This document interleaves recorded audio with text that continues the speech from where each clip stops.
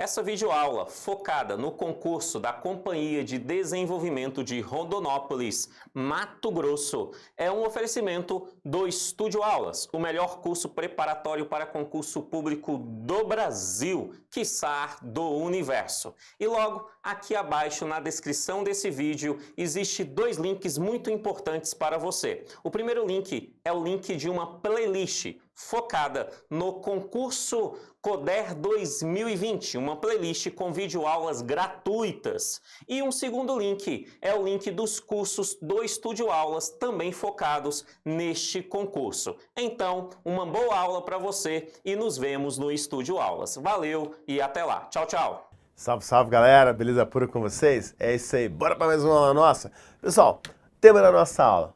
Tema, continuando o fator da sociedade, a chamada intolerância. Isso mesmo. Galera, o século XXI, para você que está me acompanhando sempre, sabe que o século XXI foram momentos, e são momentos extremamente de intolerância.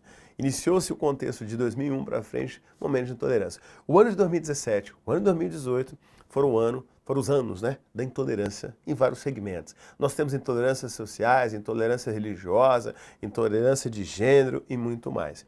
E também nós tivemos palavras que demonstram claramente o contexto do chamado empoderamento. Por exemplo, o movimento negro nos Estados Unidos, no meados do século XX, por volta ali das Olimpíadas entre 1950 e 1960, empunhava sempre o chamado empoderamento da população negra, que era o movimento Black Power. Então você tinha um contexto ali dos Panteras Negras, né, o movimento Panthers, Black Panthers. Então sempre faziam esse movimento aqui com punho fechado, era um movimento também político. Inclusive, em algumas Olimpíadas, alguns atletas negros norte-americanos, né, os Panteras Negras, que eles auto-intitulavam, faziam esse movimento aqui.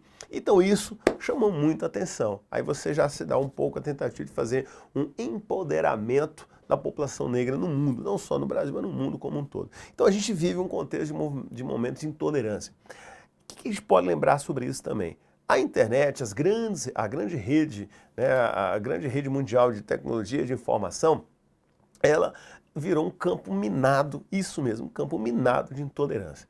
A pessoa não pode expressar a sua ideologia, não pode expressar o que pensa, o que não pensa, e todo mundo cai em cima dela. Se você critica uma situação de forma genérica, alguém vai te criticar também.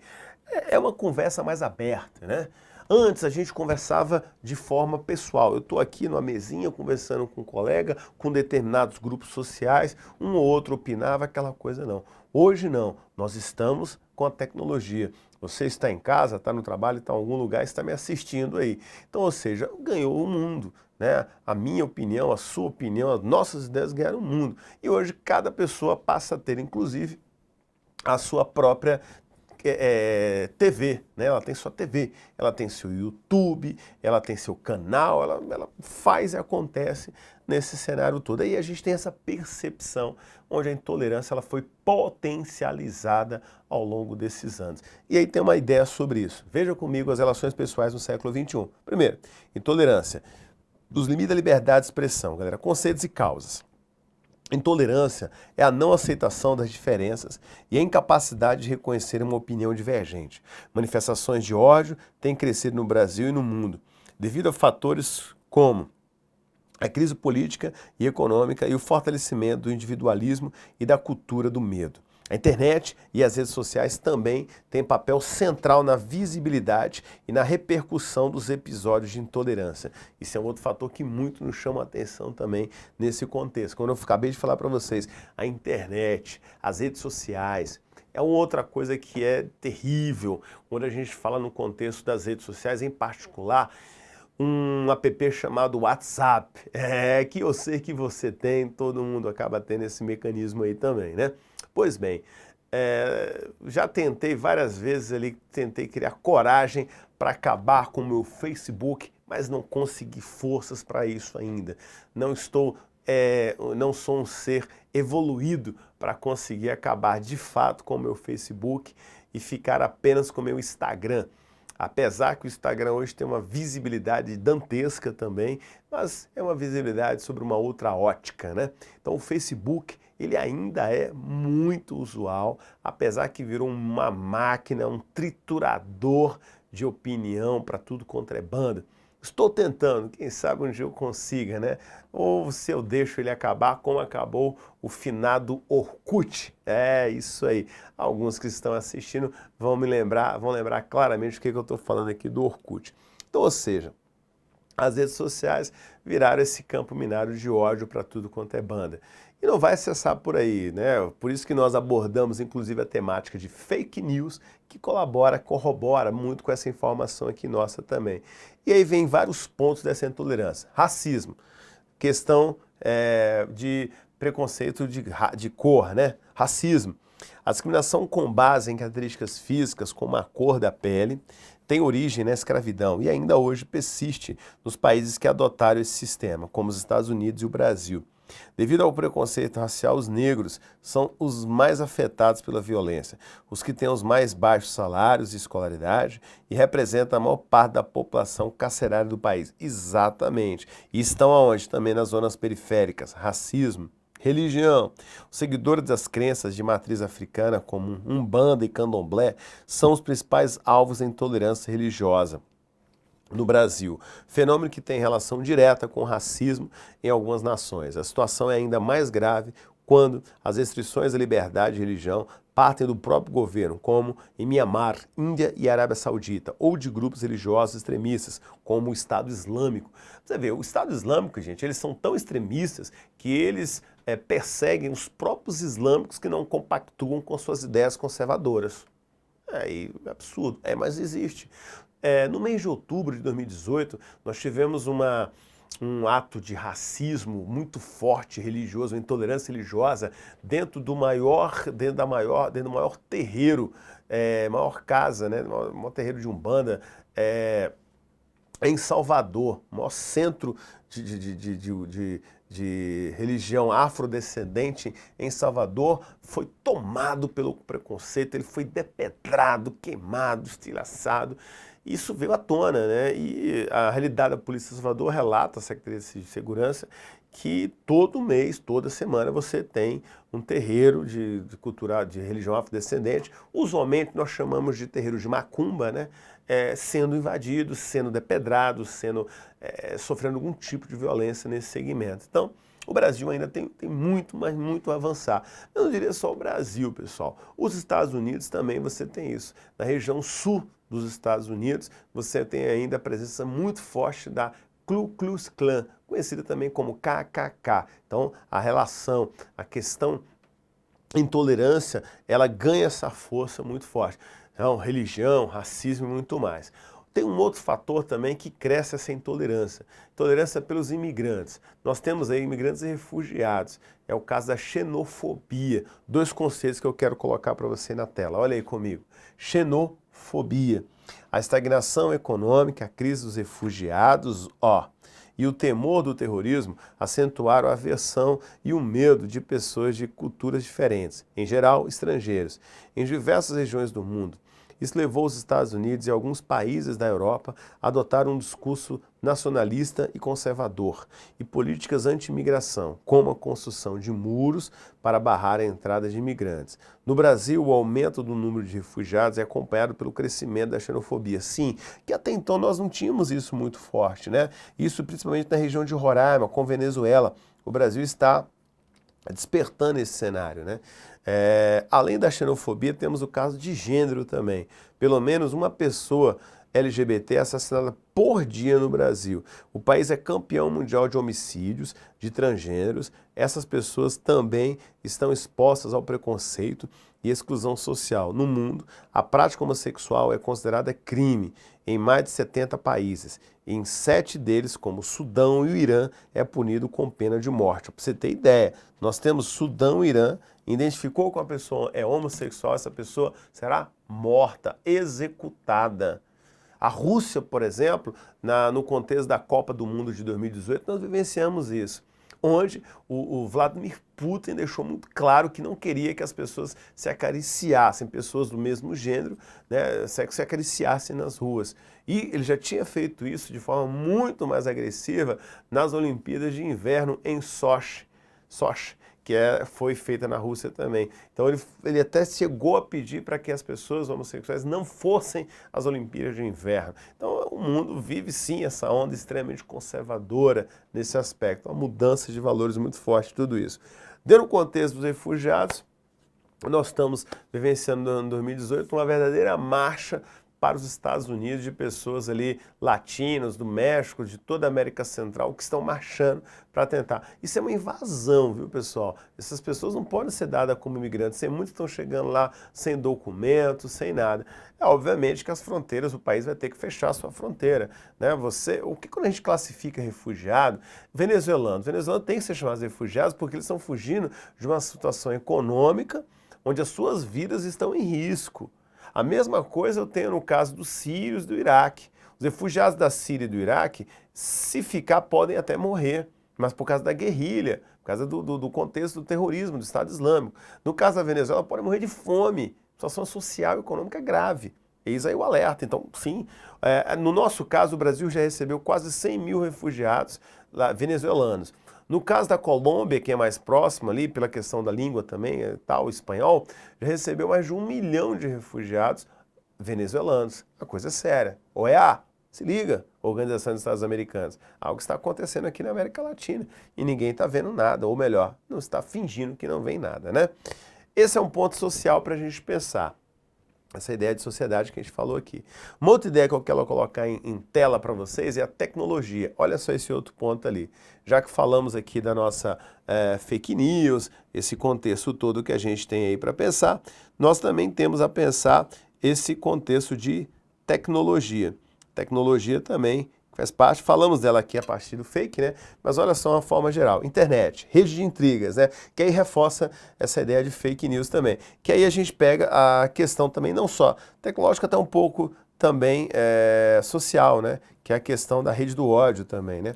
Internet, notícias falsas, a disseminação de fake news pela internet é um fator que vem afetando eleições no mundo, como vimos um pouco, né? E pode atingir a disputa presidencial neste ano no Brasil. Atingiu. Embora a veiculação deliberada de mentiras no meio político seja uma prática antiga, a novidade é a velocidade de sua propagação nas redes sociais, Face e Twitter, em aplicativos de mensagem como WhatsApp e em sites de notícias falsas. Então, ou seja, aí reforça essa visão, só que sobre uma ótica tecnológica do fake news para vocês. Eu deixei esse aqui para a gente reforçar esse conceito, justamente pela ideia de que novas redes sociais, novas frontes sociais estão sendo utilizadas, se potencializam muito mais. Então o Trump começa tudo isso, mas essa ideia se pulveriza, inclusive chegou aqui a nós. Como eu falei, o banimento naquela hora que eu comentei num dos blocos aqui das nossas aulas, do então filho, se não me engano foi Eduardo Bolsonaro, que foi banido, né, do WhatsApp e outros mecanismos que a gente tem. Pensando sobre esse combate tudo, como é que foi feito, só que dentro da zona tecnológica, não apenas a notícia. Veja comigo de novo, olha só. Trump e fake news. De olho na sua tela aí comigo.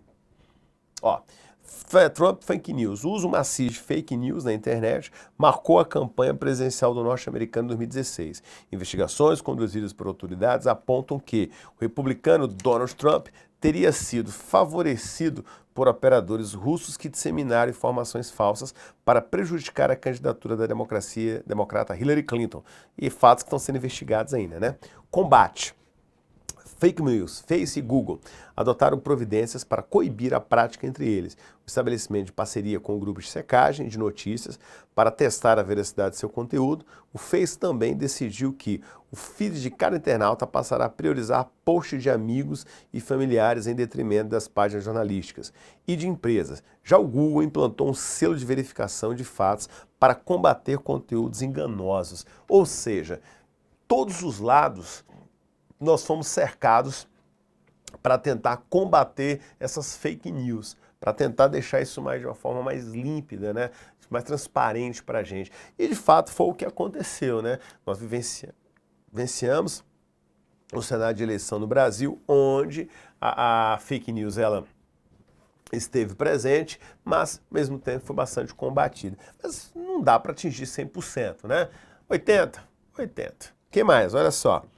Eleições no Brasil, né? O acirramento da intolerância e da polarização, que realmente manteve, essa palavra foi a palavra de ordem, ó, polarização política. mantida, né? Faz as eleições marcadas para outubro deste ano as mais imprevisíveis das últimas décadas, o que tende a ser um terreno fértil para a proliferação das fake news.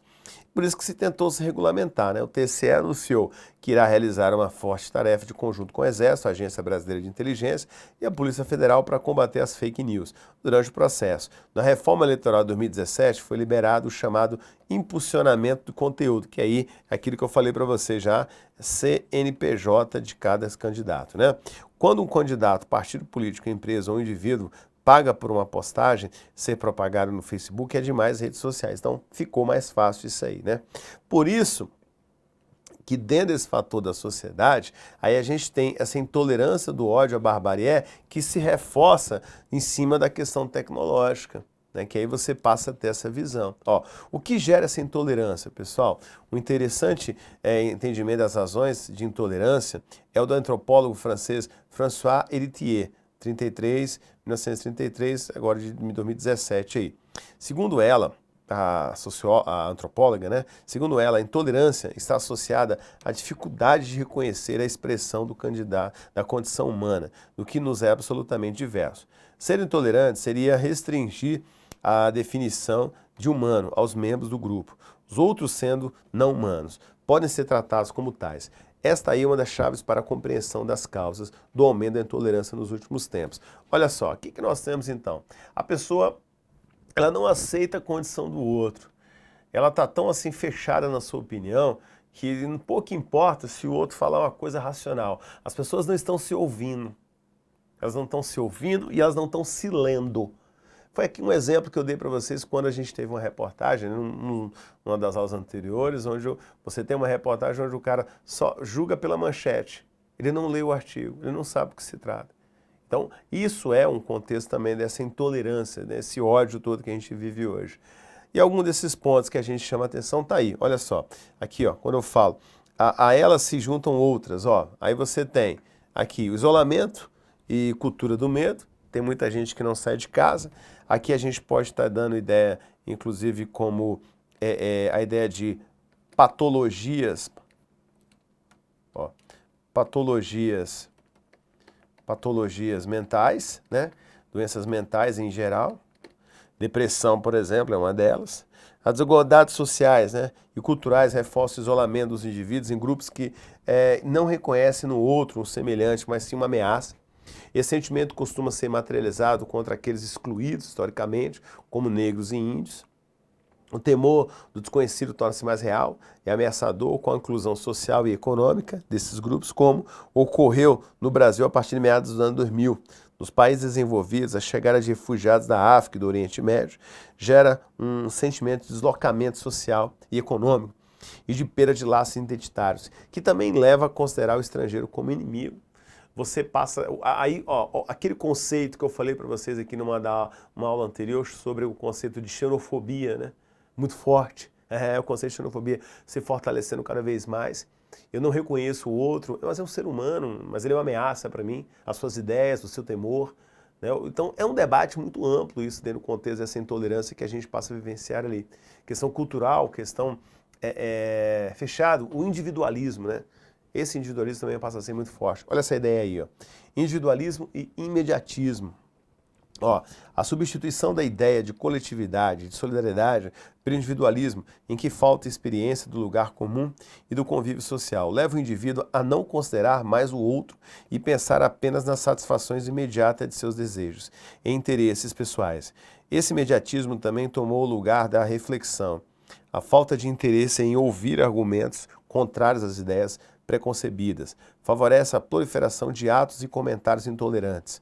Crise política também econômica, vivenciamos isso. A falta de perspectiva de ascensão social abre espaço para a adesão de discursos extremistas, xenófobos, como dos partidos de extrema-direita.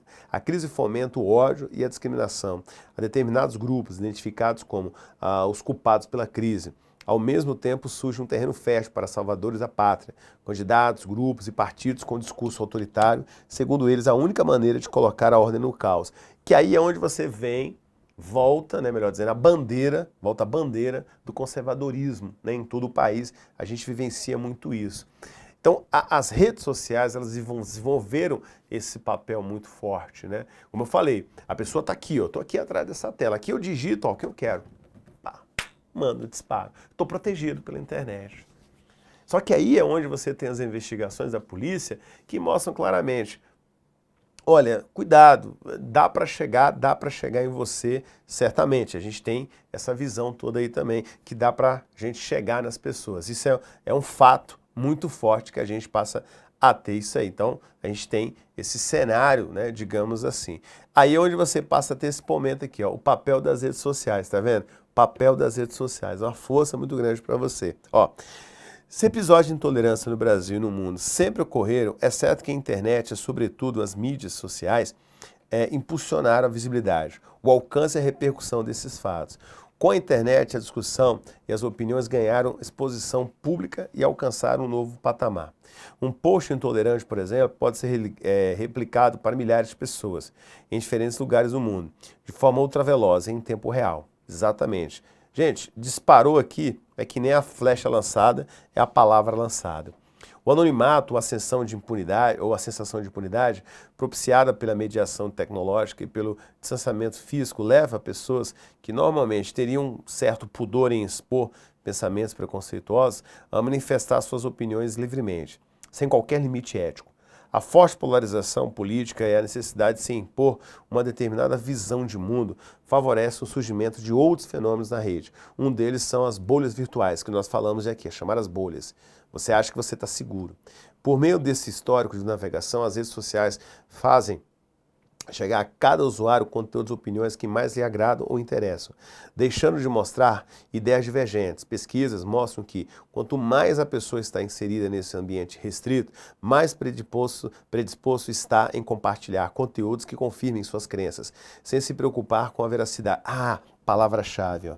Ideia, frase-chave, sem se preocupar com a velocidade das informações. Daí a disseminação das fake news ou notícias falsas, que por sua vez retroalimentam um ciclo de intolerância. Vem comigo. Exatamente isso. Gente, eu já vi em redes, em youtubers, dentro do YouTube, canais do YouTube, grandes pensadores, pessoas conhecidas no mundo, pessoas conhecidas nacionalmente no Brasil, que se dizem intelectuais, divulgarem fake news. Falaram, não, fulano não falou isso não. O cara tinha falado. Então você vê essa intolerância social muito a partir de... Atenção a isso. Um tema de redação, como nós vimos o tema de redação do Enem, trata disso, esse papel das redes sociais no cotidiano das pessoas, né? Não só de informar, mas também pro lado ruim. E aí a gente tangencia em cima do fator da intolerância religiosa, política. Olha essa daí também, ó, que eu pontuei, ó. A intolerância política. Se vivemos em uma sociedade cada vez mais intolerante, é natural que o discurso de ódio também contamine o debate político.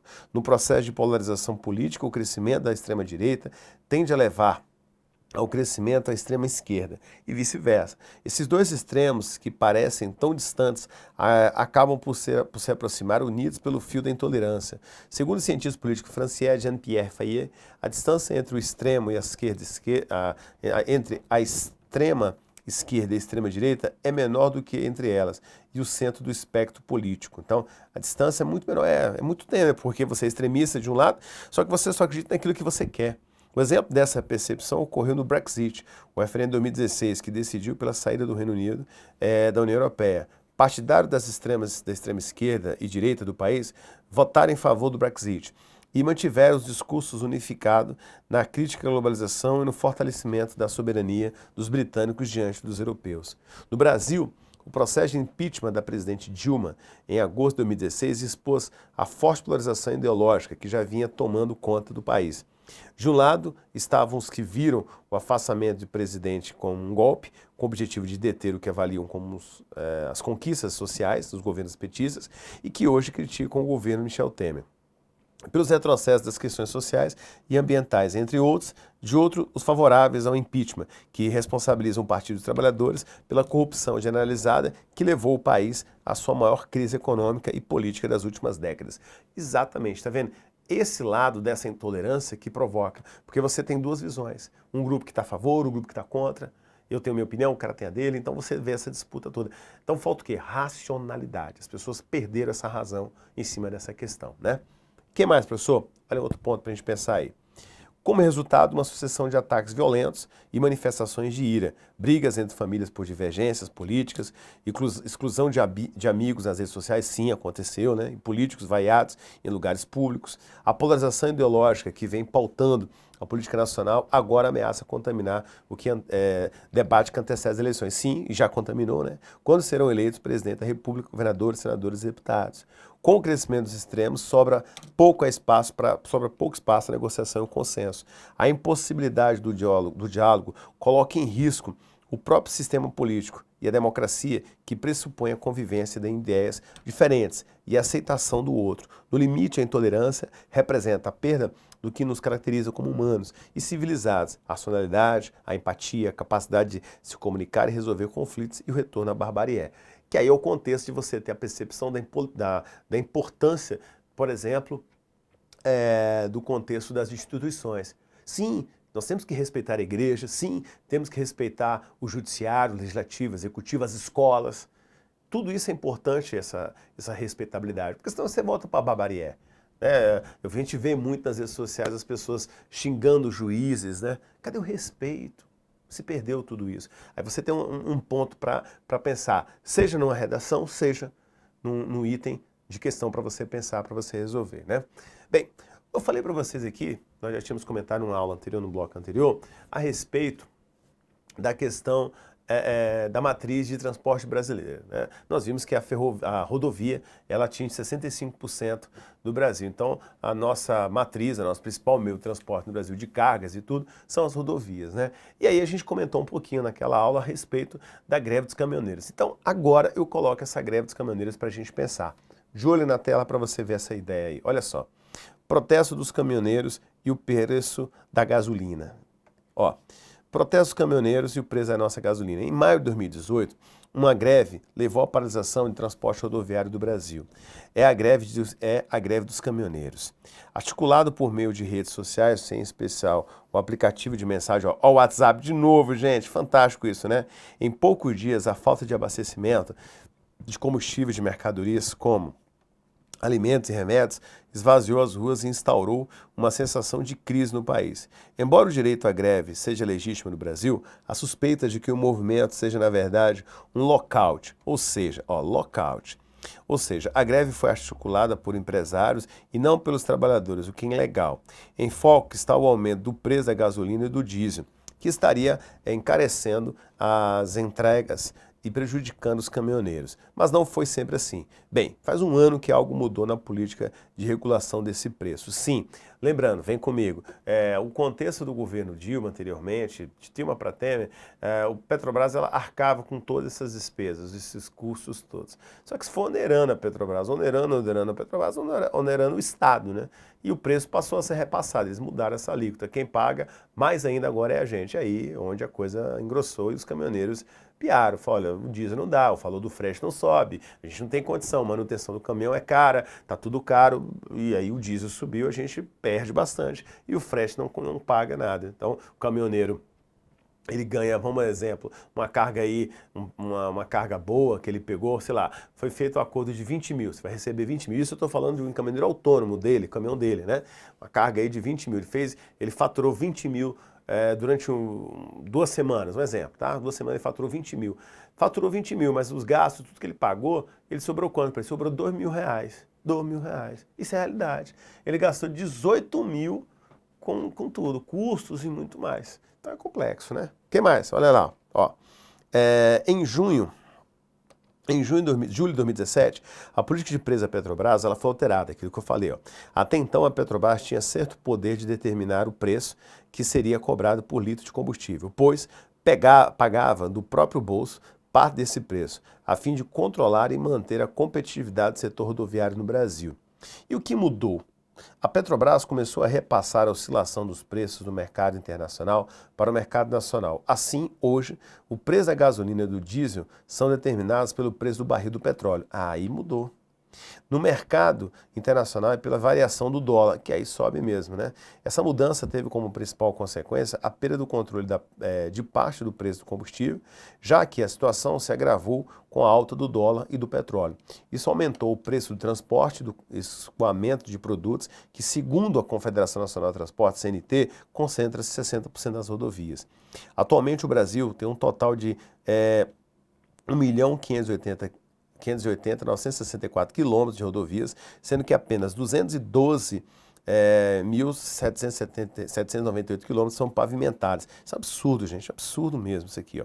E em comparação com outros dois países de dimensões continentais, os Estados Unidos possuem 6.586.610 quilômetros de rodovias, sendo 4.304 pavimentadas. Já a China possui 4.577.300 quilômetros de rodovias, sendo, olha, quase tudo, quase 100%, 90 e tantos por cento, 4.046.300 são pavimentadas. Aí você já vê a diferença muito clara em países que estão investindo, países que estão fazendo a diferença no seu transporte. Então o Brasil tem que mudar o seu estilo, tem que investir em ferrovias e a questão dos preços, a questão de equilíbrio para quem trabalha nas rodovias. Eis o motivo daquela greve lá de maio de 2018, beleza? É isso aí, pessoal. Muita coisa, muito tema rolando, mas não para por aí não. Lembra-se, depois das nossas teorias, sempre tem exercício. E o nosso curso vai ter exercício.